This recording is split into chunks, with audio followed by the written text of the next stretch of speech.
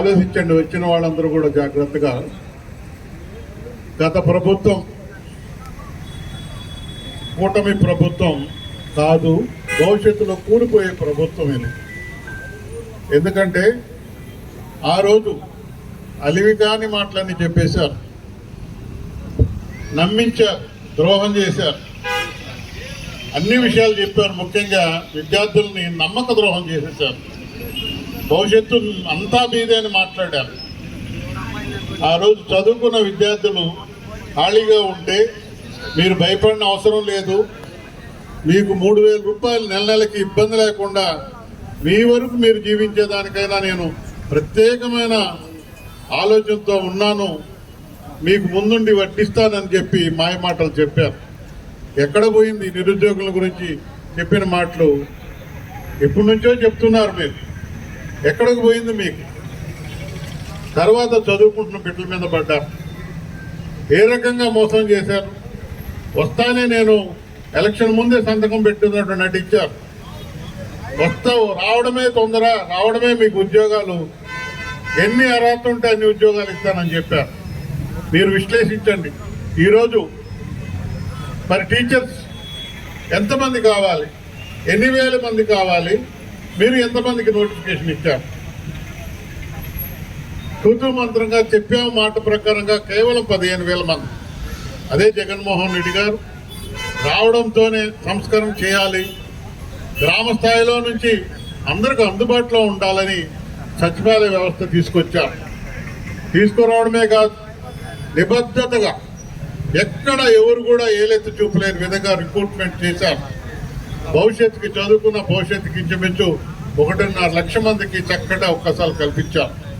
Compare చేద్దాం, తెలుగుదేశం చెప్పి మాటలు, కూటమి చెప్పిన మాటలు, మరి జగన్మోహన్ రెడ్డి గారు ఇచ్చినటువంటి మాటలు గతంలో ఏ రకంగా నిర్వర్తించుకుంటూ ముందుకెళ్తూ వచ్చారు.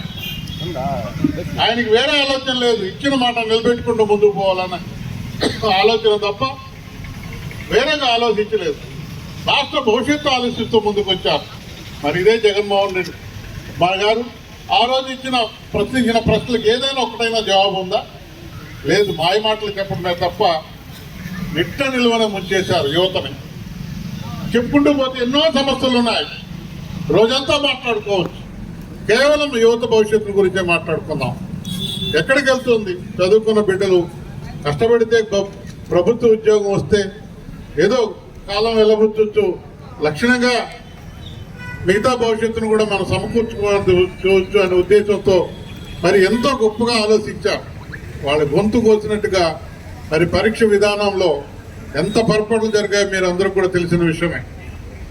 ప్రశ్నలు ప్రభుత్వం నడిపితే, పరీక్షలు నడిపితే ఎంత చక్కగా చెప్పాలి, లోపభూయిష్టంగా దేశంలో ఎక్కడ లేని విధంగా వాళ్ళకి అనుకూలమైన వాళ్ళకి కొన్ని కోటాలు పెట్టి మేము దీంట్లో రిక్రూట్ చేసుకుంటున్నాం.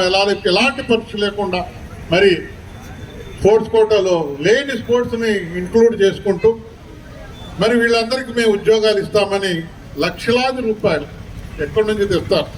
పేద విద్యార్థులు 25 లక్షల వరకు మరి ఉద్యోగం పాట పలికితే ఎక్కడి నుంచి తెస్తారు? ఎప్పుడు వాళ్ళ భవిష్యత్తుకు, వాళ్ళ ఆశలకు, వాళ్ళ సమర్థతకు న్యాయం జరుగుతుంది? ప్రశ్నించుకుంటున్నారు. ఈరోజు తలడిల్లిపోతూ ఉన్నారు రాష్ట్రమంతా. అందుకే జగన్మోహన్ రెడ్డి గారు నిర్ణయించారు, ఇది చిన్న విషయం కాదు, ఇది భవిష్యత్తు, రాష్ట్ర భవిష్యత్, యువత విషయం. మనం సీరియస్గా తీసుకొని ప్రజల్లోకి వెళ్ళాలి. మనం అంటూ ఉన్నాము, మన సీరియస్నెస్ మనం తీసుకుంటున్నాము, ఎంత సీరియస్గా తీసుకుంటున్నామో. అందుకే గతంలో ఎన్నిళ్ళు లేని విధంగా 3 రోజులు నిరాహార దీక్ష పెట్టడం అంటే ఆయన ఎంత పటిష్టంగా, ఎంత కట్టుదిట్టంగా ఆలోచిస్తున్నారో మీరు ఒక్కసారి విశ్లేషించుకోమని కూడా నేను అందరినీ మనవి చేసుకుంటున్నాను. పట్టుబెడితే వదలని వ్యక్తి. వేరే చేసుకుందాం. చదువు విషయంలో జగన్మోహన్ రెడ్డి గారు ఎప్పుడు తగ్గిన ప్రశ్నే లేదు. పోరాటం చేయడమే ఆయనకి. చదువుకుంటున్న విద్యార్థులు, వైద్య విద్యార్థుల గురించి మరి హాస్పిటల్ అన్ని ప్రైవేట్ పరం చేయాలని చెప్పేసి ఆలోచించారు. అదే ప్రీతం నాయకులు జగన్మోహన్ రెడ్డి గారు అన్ని గవర్నమెంట్ అధీనంలో ఉండాలి, పేదలకు మేలు జరగాలి, పేదలంటేనే ప్రభుత్వము, వాళ్ళకు మేలు జరగాలనే ఉద్దేశంతో పేదల కుటుంబంలో పుట్టిన బిడ్డ కూడా ఎలాంటి ఇబ్బంది లేకుండా డాక్టర్లు కావాలనే ఉద్దేశంతో మరి అన్ని ప్రభుత్వం ఉండాలని నిర్ణయం తీసుకున్నారు. అదే చంద్రబాబు నాయుడు గారు అధికారం లాగానే మాట మార్చేశారు. దాన్ని మెయింటైన్ చేయడం కోసం అంటారు, ఇంకో రకం అంటారు. అన్ని డబ్బుకు వచ్చే మాటలు, డబ్బుకు బానిసయ్యే మాటలు మాట్లాడుతూ మరి యువతని దగా చేసిన విషయం కూడా యువతంతా మరిచిపోకూడదని కూడా నేను సభాముఖంగా మనం చేస్తున్నాను. యువత ఈసారి గట్టి బుద్ధి చెప్పాలి.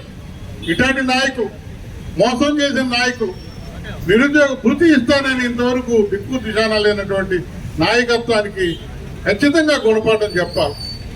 మరి ఈ రకంగా మనం కలుసుకుంటూ విశ్లేషించుకుంటూ ముందుకెళ్తే ఎన్నో విషయాలు ఎంత దగా చేశాం, ఎన్ని రకాలుగా ప్రతి విషయం కూడా దగా చేయడం, మాయ మాటలు చెప్పడం, ఈ రకమైన వాతావరణంలో రాష్ట్రాన్ని ముందుకు తీసుకెళ్తున్నారు. ఈరోజు విద్యార్థులు తల్లడిల్లిపోతా ఉన్నారు. ఏంటి ఇది, ఇంత అన్యాయమా? స్పోర్ట్స్ కోటా ఎక్కడైనా ఉందా? మరి ఆ రకంగా సొంత మనుషులకి మరి దారదత్వం చేసేస్తా ఉన్నారు. ఇదే ఇట జరిగితే పరీక్షలు ఏ రకంగా లోపభూయిష్టంగా జరుగుంటే ఇంత పబ్లిక్ గా స్పోర్ట్స్ కోటాలో రిక్రూట్మెంట్ చేసుకుంటూ పోతే పరీక్షలు అనేది నిబద్ధతగా జరుగుతుందా? ఏ రకమైన ఆలోచనతో, భయప్రాంతంతో నిరుద్యోగ విద్యార్థులు మరి ముందు భవిష్యత్తు కోసం ఏ రకంగా బాధపడుతున్నారో అందరూ మనసున్న తల్లిదండ్రులందరూ కూడా ఆలోచించాలి.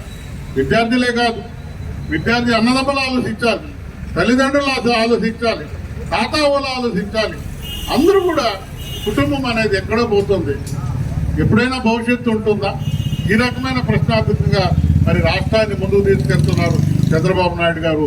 పేరుకే కూటమంటున్నారు కాబట్టి అది కూలిపోయే ప్రభుత్వం. ఈ సందర్భంగా అందరూ మాట్లాడుకుంటున్నారు. అందరూ మనసులో కూడా ఇది కూలిపోయే ప్రభుత్వం మాటలు ఏమైనా చెబుతుంది, ఒకటి కూడా నిర్వర్తించిన ప్రశ్నే లేదని కూడా ఈ సందర్భంగా చెబుతూ, సోదరులు చెప్పినట్టుగా తూతూ మంత్రంగా 1-2 మరి ఏదో చేసినట్టుగా పబ్లిసిటీ ఎక్కువ, చిన్న విషయం చేస్తేనే ఓవర్ పబ్లిసిటీ చేస్తున్నారు. అంతకు తప్పితే వేరే లేదు. ఈరోజు నిరుద్యోగుల భవిష్యత్తు కోసం మన జగన్మోహన్ రెడ్డి గారు, మన ప్రీతం నాయకులు జగన్మోహన్ రెడ్డి గారు నడుం కట్టారు. ఈరోజు సోదరులంతా, మన పార్టీ సభ్యులు, మరి అభిమానులు, జగన్మోహన్ రెడ్డి అంటే గౌరవం ఉండే వాళ్ళంతా ఈరోజు నిన్నటి నుంచి మరి ఎలాంటి ఇలా స్వచ్ఛందంగా వచ్చి గొప్పగా మేము జగన్మోహన్ రెడ్డి గారి నిర్ణయానికి అండగా ఉన్నాం, ఈ యువతకి మేము అండగా ఉన్నాం, ఈ అక్రమాలను మేము నిలదీస్తాం అని ముందుకు రావడం ప్రతి ఒక్కరికి కూడా నిజంగా స్వాగతిస్తూ, మరి విద్యార్థులు మిమ్మల్ని గొప్పగా మనసులో పెట్టుకుంటారు. వాళ్ళ కోసం మీరు పడుతున్నటువంటి మరి ఆలోచిస్తున్నటువంటి ఈ విధానాన్ని ప్రతి విద్యార్థులు కూడా మనకు ఎవరు ఇంత అండగా చేసింది లేదు. మన కోసం ఆలోచించే పార్టీ జగన్మోహన్ రెడ్డి గారి పార్టీ. ఆయన అనుచరులు, ఆయన అభిమానించే వ్యక్తులందరూ మనకి ఇంత అండగా నిలబడ్డారు. కాబట్టి వీళ్ళకి మనం అండగా నిలబడదాం, భవిష్యత్తులో బుద్ధి చెబుదాం. ఇది ఎక్కడా లేదు. చెప్పిన మాటలు అన్యాయంగా వక్రమైన మార్గంలో ముందుకు తీసుకెళ్లిపోతున్నారు తప్ప ఒకటి నిర్వర్తించిన విషయం లేదని స్పష్టం చేస్తూ ఈ అవకాశం ఇచ్చిన పెద్దలు నల్లపురెడ్డి ప్రసన్న కుమార్ రెడ్డి గారికి ప్రత్యేకమైన ధన్యవాదాలు తెలుసుకుంటూ, ఇక్కడ ఈ కాన్స్టిట్యున్సీ 2 మండలాలే కాదు, అంత కాన్స్టిట్యున్సీ వాళ్ళు కూడా ముఖ్యులైన వాళ్ళు వచ్చున్నారు. వాళ్ళందరికీ మరి నమస్కారాలు చెప్తూ, ముఖ్యంగా ఈ రోజు 2 మండలాలలో బాధ్యత తీసుకొని మేము అండగా ఉన్నాము నిరుద్యోగులకి, యువతకి. అదే రకంగా జగన్మోహన్ రెడ్డి గారు తీసుకున్నటువంటి నిర్ణయానికి మేము కట్టుబడి ఉన్నామని ముందుకొచ్చి ఇంత గొప్పగా జయప్రదం చేసినందుకు పేరు పేరున ప్రతి ఒక్కరికి మరి నమస్కారాలు తెలియజేసుకుంటూ, అదే రకంగా మరి పాత్రికేయులు గొప్పగా విశ్లేషిస్తున్నారు. ఎక్కడ ఏ అన్యాయం